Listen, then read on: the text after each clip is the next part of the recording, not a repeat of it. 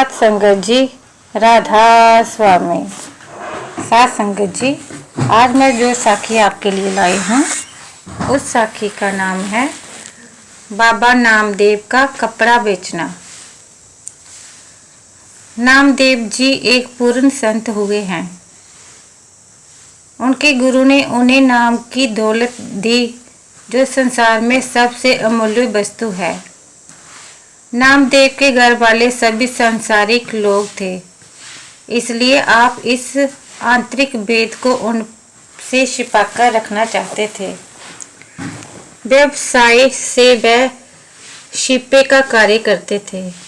6 दिन वे कपड़ा ढाकते और 7वें दिन कपड़ा बेचने के लिए बाजार ले जाते।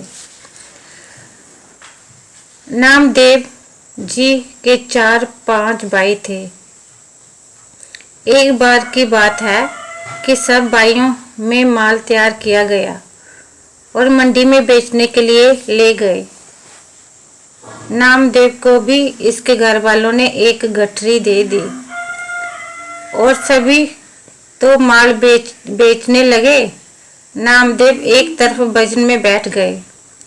जब शाम हुई, दूसरे भाई माल बेचकर चले आए, पर नामदेव अपनी गठरी उसी तरह घर ले आए, क्योंकि तब तक सभी खरीदार घर जा चुके थे। घर वालों ने पूछा कि माल उसी तरह क्यों ले आए। नामदेव ने कहा कि कोई ग्राहक नहीं आया। उन्होंने पूछा कि इतना माल किस तरह बिकेगा, कीमत कम ज़्यादा करके दे आना था। नामदेव चुप रहे। फिर उन्होंने कहा कि उधार दे आना था। नामदेव फिर चुप रहे। जब बहुत तंग किया कि उधार ही दे आना था, तो नामदेव ने पूछा, उधार दे आऊं? कहने लगे, जाओ उधार दे आओ। बाहर पत्थर पड़े हुए थे। नामदेव उठे और गठरी के सारे कपड़े खोलकर एक एक करके सब पत्थरों पर डाल आए और एक पत्थर बतौर जामीन के उठा लाए।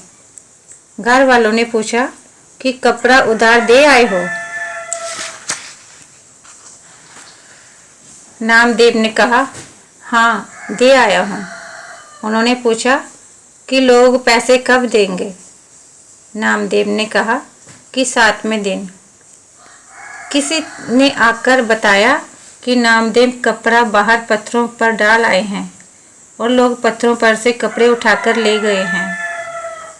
पैसे किसे देने थे? घर के लोग दुखी हुए कि पैसे कहाँ से आएंगे। नामदेव ने कहा कि आप चिंता ना करो, मैं जामीन साथ ले आया हूँ।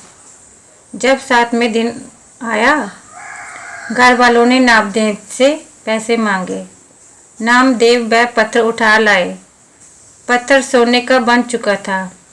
उन्होंने कहा कि जितने मूल्य के तुम्हारे कपड़े थे उतना काट लो, बाकी रहने दो। साथ संगत जी, सतगुरु अपने सच्चे सेवकों की पल पल संभाल करते हैं। साथ संगत जी, ये थी मेरी आज की साखी। अगर आपको मेरी साखियाँ अच्छी लगती हैं तो अगली साखी सुनने के लिए मेरे चैनल को सब्सक्राइब करना। राधा स्वामी।